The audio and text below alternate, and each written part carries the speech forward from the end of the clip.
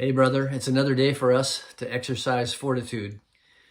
And today we start looking at the shadow side of fortitude. You know, that place and condition you find yourself in when you don't feel noble, you don't feel strong, you feel defeated, and you just want to hide. And this is where Israel found itself in chapter 7. In verse 1, it kind of summarizes the whole chapter where it says, "But the people of Israel broke faith in regard to the devoted things. For Achan took some of the devoted things, and the anger of the Lord burned against the people of Israel." And it's a chapter about how they were presumptuous.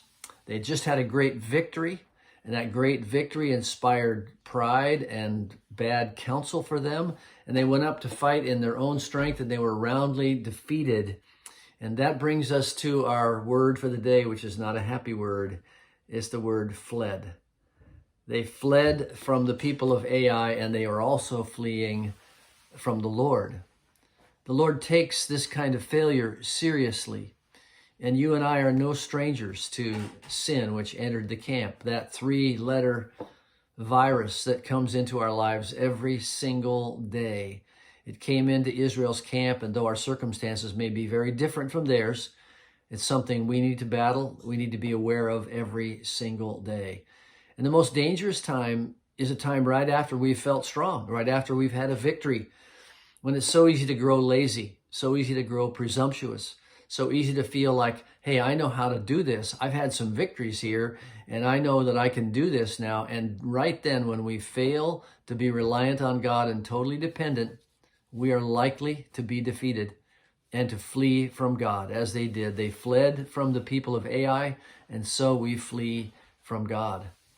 We're blinded by our pride or presumption or our own demandingness, and we're ambushed. So Oswald Chambers said this piercing sentence. He said, "An unguarded strength is a double weakness."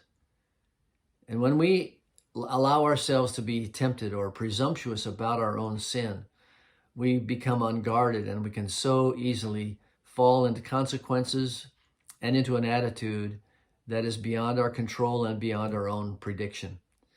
But mainly we see how the sin stops our exercise of fortitude. We feel disqualified. We feel defeated. We feel sort of neutralized in some way.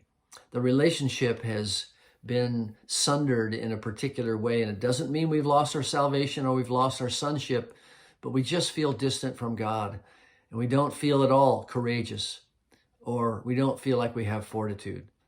We're going to be talking about this all week, this sort of dark side of fortitude, where we lose fortitude. But I want to leave you with one verse today. It's found in 1 John 1:9. You ought to memorize this verse, and you certainly ought to practice it this day, even right now. It says this: "If we confess our sin, he is faithful and just and will forgive our sins and cleanse us from all unrighteousness." We're going to talk more about the process of this next few days, but I want you to have that verse today. 1 John 1:9. Look it up, write it out, memorize it, practice it today, and you will feel your fortitude returning. I'll see you tomorrow.